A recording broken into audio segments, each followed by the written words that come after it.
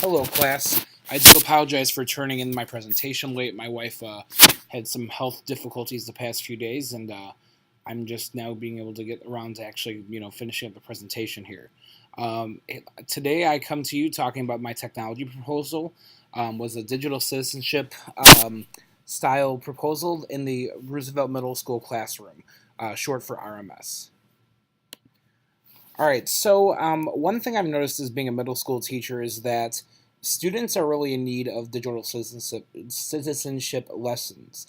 In the elementary schools in our district, Willard and Lincoln, the district has taken a hands-on approach with using digital citizenship in the classroom. When the students initially get their one-to-one device, there's digital citizenship lessons given about proper device usage and just basic features and about just normal day-to-day type stuff. I think they do dive into cyberbullying, but really in elementary school it's not as prevalent as middle school. Roosevelt Middle School has not had a giant push to teach digital citizenship lessons in the classroom.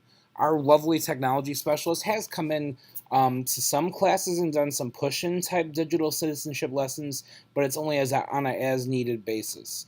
I believe middle school students are in desperate need of a digital citizenship curriculum taught consistently. So we have had several instances in our school of cyberbullying, including photos and videos taken in school and posted to social media. There's also out-of-school ones too taken and posted on social media, but unfortunately the school does not have really much control of that, but the lessons could still help. Students often are seen using their one-to-one devices to take pictures of friends or use Safari to play games or do some of their own research. These are non-academic purposes. Students must see the significance of this device they have in their hands. They must have lessons on the importance of being a good digital citizen. These devices that they have in their hands are more capable device we've ever had before in society. iPads, tablets, the phones of today, and laptops. All of these devices have more power than they had 10 years ago, even, and obviously longer than that. So I think we need to really teach students the significance of what they have and going forward what we can do about that and how they should use it. The proposal I come to with, and I presented to our professor and to just one that I thought would be beneficial, is to teach in my academic strategies classes some lessons. I teach a daily academic strategies class, which is a special education resource class, to 5 to 6 students. I put 5 students here because one of my students has been absent for a few months. Each quarter, I have a different theme that I focus on weekly. My academic strategies class is built around students' IEP goals, but I do tend to focus on one solid theme a quarter. Quarters 1 and 2 are mindfulness. I had the social worker push in, but quarter 3, I wanted to plan on doing digital citizenship to coordinate with this lesson. My proposal was to teach a weekly digital citizenship lesson that focuses on topics like cyberbullying, digital footprint, and technology usage. Prior to these weekly lessons, I did a survey of my students that I found online that was curtailed to middle school students that helped me identify some specific issues my students had with digital citizenship. One of those issues was they did not necessarily know the significance of telling an adult when something happens to them online. Obviously, this is something that I see, so I wanted to address it. All right, so the goal I had for my students was by the end of the digital citizenship unit, students will demonstrate and understand the various digital citizenship topics by showing their understanding on the weekly lesson responses that would involve multiple choice questions. So, step 1 was to get the pre-lesson surveys distributed. I will analyze them in order to determine what each of my lessons should focus on. I did this, and I noticed, as I said, that there's talking to adults about things was one of the big topics identified. And then also digital footprint. Step 2, I did 2 to 3 weeks worth of lessons, one weekly, and then I also analyzed the surveys after the steps and after the first 2 steps.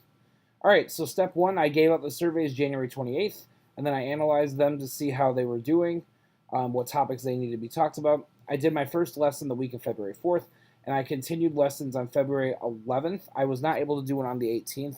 It was a botchy week with tons of IEP meetings, and we had cold days weeks before, so I had to do a lot of makeup with my students. Step 3, I did analyze this I didn't necessarily give a final survey because this week I've unfortunately had some family matters to attend to, but I did analyze the surveys from my lessons I gave out. All right, so the results, as I said, unfortunately, due to cold days and multiple absences, I was unable to teach every single week. I was able to do 2 weeks worth of lessons. The lessons were still highly effective, in my opinion, and I have some results to prove it. So one of the lessons I taught was about cyberbullying and talking to an adult and what steps to take. And I had some questions I gave the students after the lesson. So one of the questions was about Layla. Laylee was telling Gloria that she keeps receiving mean messages on her phone. What should Gloria do, essentially? And there's different options. Another question is, which of the actions below applies to cyberbullies? And then somebody making fun of someone about a video that was posted, and I wanted to see what students would respond with. Here are the responses for number 1. Layla tells Gloria about, receiving the mean texts. All of my students saw the significance of telling an adult. Prior to these lessons, they did not see the significance. They thought you just, quote-unquote, block somebody on text. That doesn't necessarily solve the problem, because what happens if someone keeps talking to you in person or something? But, if you tell an adult, that way they know. Emphasize and ask if she wants to talk about it. You want to, obviously, as a good friend, talk about the situation that's going on. You don't want to not say anything. You want to be supportive. And then you want to talk to the classmate possibly and defend that student, but in a nice way. I agree with these students. I'm glad that nobody thought to laugh at the student or to not say anything. It's good that all the students ranked that they would do something by talking to her, by telling the classmate to stop, but every single student out of the 5 said they would tell an adult. The one about cyberbullies, 5 students said that they would witness bullying and decide not to participate in the bullying. Is not applying to cyberbullies, but they said that telling an adult about what's happening is. This 0% correlates to another category that's not here, but witnesses bullying and decides not to do anything. They said 4 out of 5, so that was correct. These other results were non-applicable, but the students identifying that telling an adult is important and not doing anything is also very vindictive of supporting cyberbullying. Lastly, these students were able to tell me that what they would do if they saw a video of a friend being posted. They'd report the person who posted the comments. 80% of the students said that, so 4 out of 5. And then 3 out of the 5 said that they would actually say a nice comment or tell a gym teacher or a trusted adult. That's very good. And 2 said that they feel bad but understand that not everyone on the internet is mean. That's not really necessarily anything that would help us in this situation, but it's something that the students said, the students aren't always mean online. That's true, 100% true, but the more focus here is telling an adult, writing a nice comment, and reporting the person for the comment. All right, so lastly, I want to do a little reflection here. These are some of the results I had. I did also do a lesson on digital footprints, and the students really did a good job of identifying why you shouldn't post certain content online.